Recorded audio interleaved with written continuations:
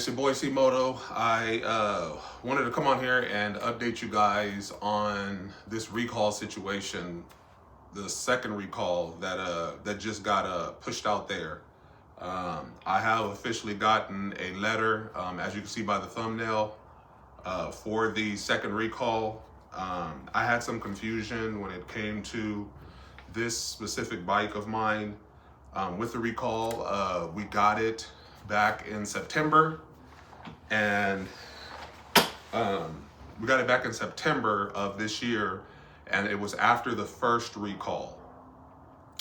So at the time of purchase, I did ask them, I said, okay, what about this bike or these bikes that you have on the showroom floor? And mind you, it's brand new.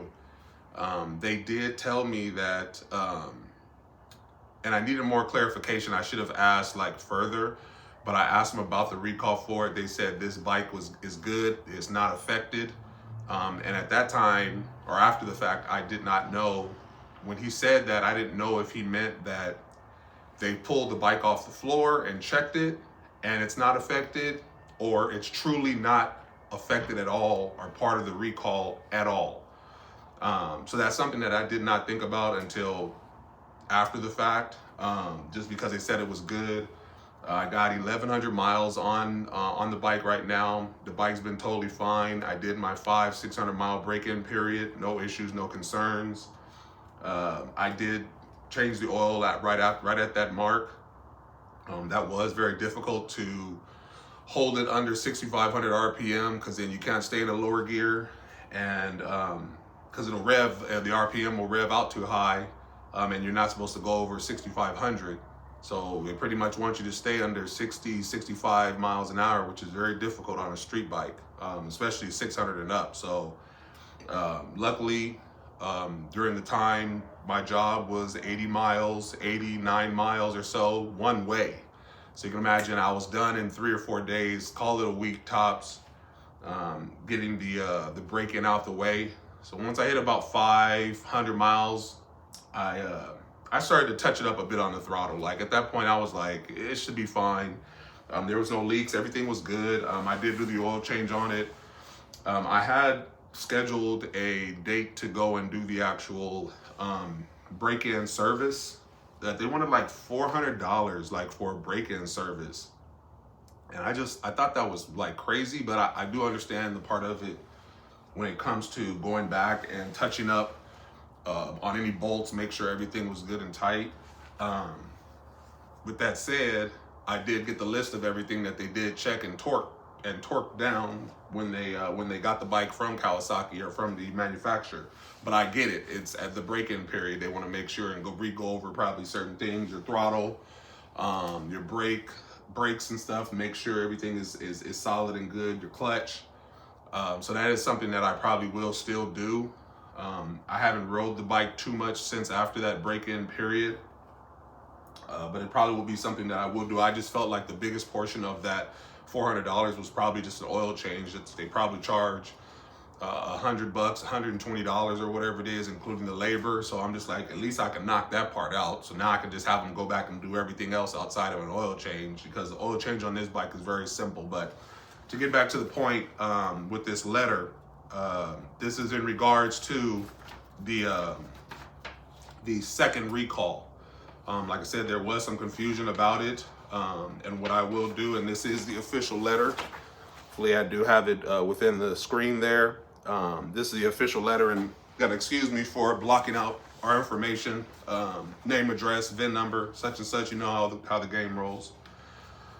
But I'm gonna read it. I'm gonna read it bit by bit with you, as well as it will be put up there as I'm reading along, so you can see exactly what it says. But like I said, when I got the bike, they told me that it wasn't affected, so fine. A couple of days ago, I think it was like 2 days ago, what's today? I think it was like the 22nd or so, I got this notice. So mind you, in my head, I'm thinking the bike is good because it's not affected. So when I get this notice, it started to worry me. Now, mind you, we did get an extended warranty on it. Obviously, the bike is still warranted from its original warranty, but I did get an extended warranty. And that is one thing, even with all the upgrades that I am doing to the bike, the one thing I'm not gonna do is I am not tuning this bike.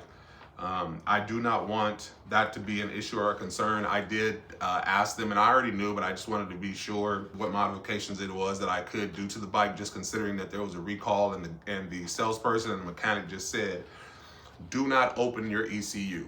Do not tap into your ECU. Do not do anything come your ECU. And I think that's just standard or whatever it is, that you can possibly void your warranty unless it's them that's probably tuning it, which I doubt it. It's always some third party that's tuning it, which at that point it possibly can void your warranty. So when you're talking about a motor or an engine on a brand new bike, I just don't want to play around with that just to get the extra bump in power. Call it 5 to 10 horsepower, because I don't even have a full system. I just have a slip-on. I did remove the resonator, so I'm sure it probably can give me 5 to 10 horsepower, which to me the bike is already fast and enjoyable or whatever it is, and I'm so used to 1,000, so I'm kind of yearning for that power that a 1,000 gives. But I'm very surprised by this bike, but nonetheless, come the recall part. To get back to it, okay, what it says is there's important safety information. 2024 to 2026 Ninja ZX6R, the 6R KRT edition, the 6R KRT 40th anniversary edition with ABS, the 6R with ABS, and the 6R KRT edition. And this is in regards, the KRT edition ABS, and this is in regards to the crankshaft bushing seizure. The first recall was in regards to the bolt that keys that in. It was over torqued. So basically what it says, dear Kawasaki motorcycle owner, what is the reason for this notice? A defect which relates to a motor vehicle safety exists in certain 2024 to 2026 Ninja ZX6R, 6R KRT edition, 6R KRT 40th anniversary edition with ABS, 6R with ABS, and 6R KRT edition ABS motorcycles.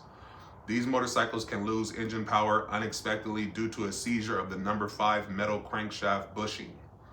And Kawasaki has reason to believe that a prior repair on your vehicle may not have been properly addressed this issue. An engine stall increases the risk of crash. Our records indicate that you have purchased one of these units. Okay, so based on my, and there's some more to read, based on my information, my VIN number is in their system as one that's affected. So I had some confusion because, like I said, I didn't get full clarification on if this bike was affected at all when I bought it brand new. And I just didn't ask any further because the guy just said that it wasn't affected. So again, did they go in and check that bolt to make sure that it wasn't over torqued? Did they even do any work by replacing the bolt and torquing it correctly? Like I said, I don't know if he was telling me it was okay because it hadn't left the showroom floor in terms of selling it to a buyer. But either way, I figured it was good. Everything's great. Bike's been running fine, no leaks, no loss of power, at least to this point. But like per this paper, come the second recall, it just says that it's affected. So it is a do not ride notice, as you see. Your 2024, 2026 Ninja ZX6R and all the models that I've already kind of said, so I don't have to say it over again, is a do not ride notice until an authorized repair has been completed. This includes vehicles already repaired under recall campaign MC25-08. And that was about the bolt that was over torqued. So when it comes to that, when you think about it, and I don't think a lot of people did, if you over torque a bolt, what did you over torque to bolt down? Like, what was it that you over torqued? So yeah, you replaced the bolt and you got it torqued to its correct torque that needed to be, but you over torqued it. So you over tightened it. So did you over tighten something to a point to where something else got damaged, or did you put pressure on something else that got damaged, which I'm assuming is the crankshaft bushing. So I guess that's something that they did not, they weren't addressing at that moment. They just knew about the bolt part. And it just says what Kawasaki and your dealer will do. As soon as parts become available, Kawasaki will mail you a new letter in early December so you can contact an authorized Kawasaki motorcycle dealership to schedule an appointment to complete the repairs. If you have any questions, please contact Kawasaki's customer care department at 855-878-4217, toll free, between 7 a.m. and 4 p.m. Pacific time, Monday through Friday. Please have your vehicle identification number, your VIN, ready when calling. It tells you if you receive this notice in error, our records indicate that you are the current owner of the motorcycle described in this letter. If you no longer have the vehicle described in this letter, please help us to update our records at Kawasaki.com by clicking the Owner Center, then sub-clicking the Kawasaki support. From there, sub-clicking Update Owner Information, or by calling Kawasaki toll-free at, again, 855-878-4217. Federal regulations requires that any vehicle leaser receives this notice must forward a copy to the notice to the leasee within 10 days. So we are sorry for any inconveniences may cause, but we have taken the action in interest of your safety and continued satisfaction with your Kawasaki motorcycle. Sincerely, Kawasaki Motors Corp. So when it comes to this letter, obviously it's, like I said, it's telling me that my bike is included in it. So some additional information that I did get, because my wife, she said, let's call to see if there was any kind of compensation, if it was something that like a lemon law type thing. We just weren't really sure, because at first they said the bike wasn't part of it, and it is. So so she called, and we're both there on the phone, on speakerphone, and we did speak with a representative yesterday about this situation and my specific situation with my bike, being that I was told that it wasn't affected. I needed further clarification on it. So initially what she said is, unfortunately, there is no compensation that we can get.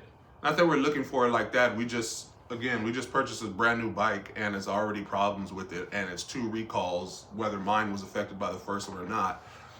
We're trying to see, was there some kind of compensation? Because like, we still got to pay this monthly, I still got to pay this monthly payment for this thing or whatever it is, and it's put me on a do not ride. So it's like, I bet you want your payment, but then it's like, do not ride. And I get it, it's a safety concern, we got to get it fixed or whatever it is. And granted, they said you're gonna have the notice for what we're to do next the first week of December, somewhere around there, maybe going into the second week. So it's not so much like trying to get anything out of them. I'm just, it's a worry, it's a concern, because a lot of people that I see in videos, they're saying, oh, well, do I sell the bike? Do I keep it? And it is a concern, because you are on 2 wheels with something that has a lot of power between your legs. And of course, you don't want anything to happen to anybody. And I know that's in the best interest of Kawasaki, to make sure that it's about safety and not what can we give you free to forget about it or sweep it under the carpet. No, it wasn't necessarily about that. But I'm like, is there going to be a third thing? Is there going to be this continuous thing that's going to happen over and over, whatever it is? So I guess they're going to be putting together whatever parts it is. And I don't know if it's the crankshaft bushing. I'm assuming that's what it is, being that that's what can seize. That's something that would be changed. And of course, she said there was, they didn't have they said they did not have like a loaner. They couldn't give you loaner bikes, which at that point I knew was just something that she did say to me. So when I got further clarification on it, when I let her know that they said this bike wasn't affected, the difference with my bike, and it is a 2025, the difference with my bike is, and you know what? Let me see.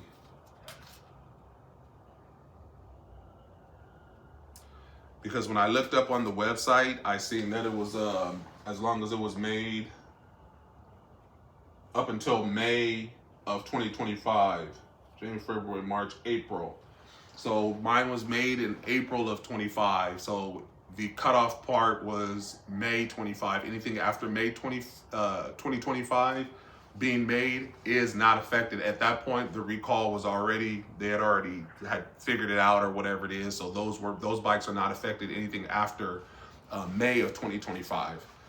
So mine, unfortunately, is 1 month before. So it's that's why it's part of it. But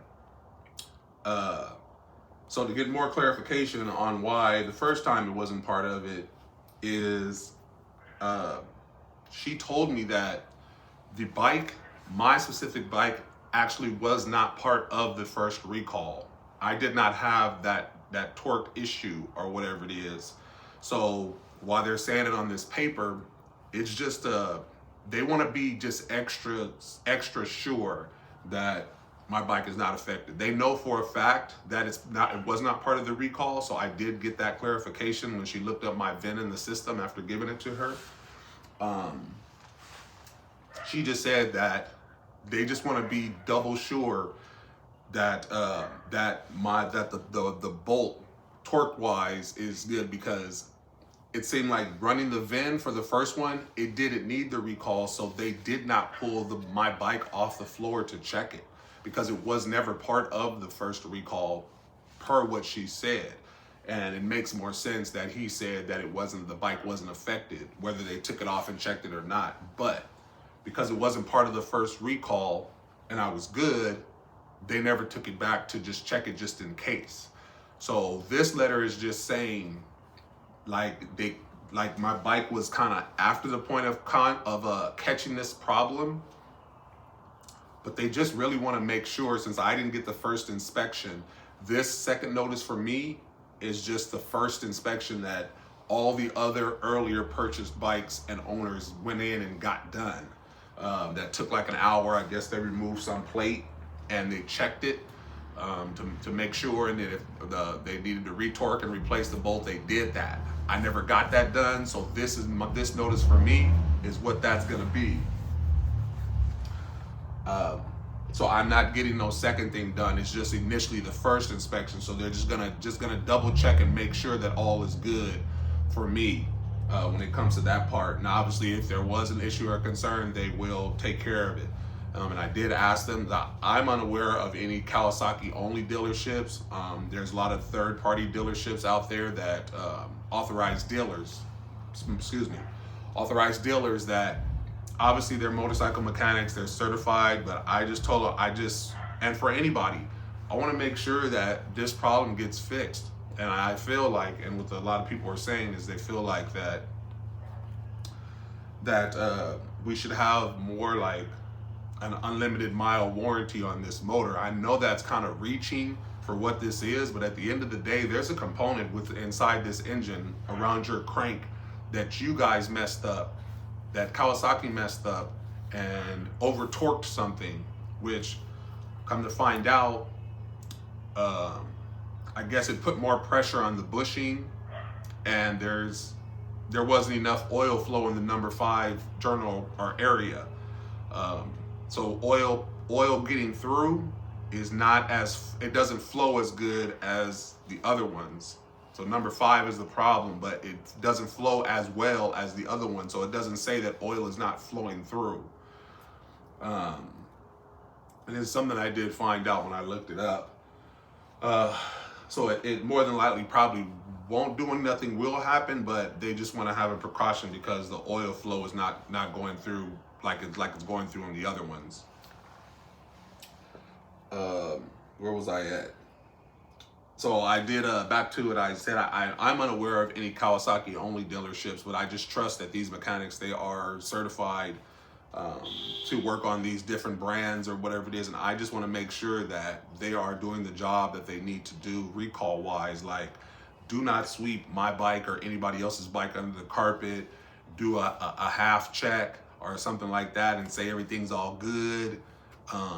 And then you get out there and something happens, because now you're talking about your life while you're riding on 2 wheels in the upwards of 100 miles an hour.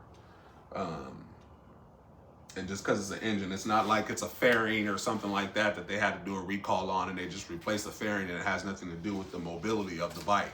But because it is the motor, a lot of people feel like it should come with an unlimited mile warranty, being that you guys messed up something or you're changing things within the engine. I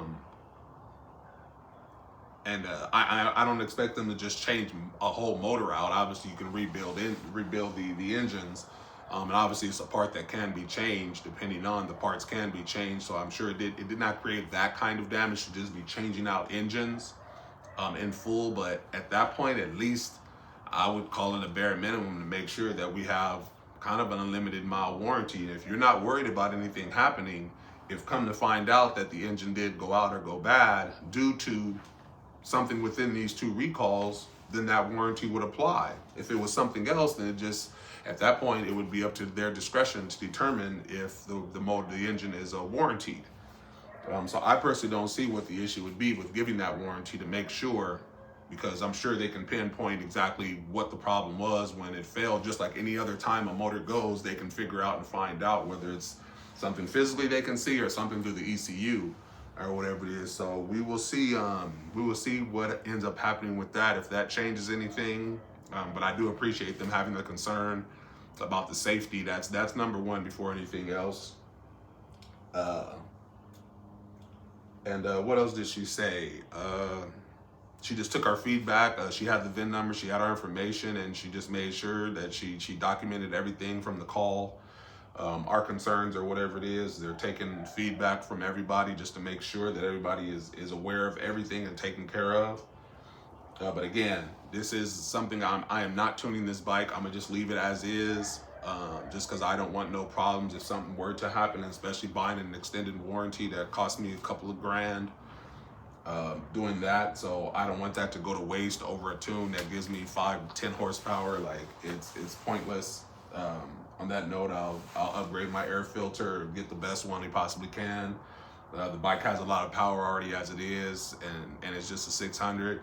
Very surprisingly to me, because I'm coming off 1000s, my last 3 bikes.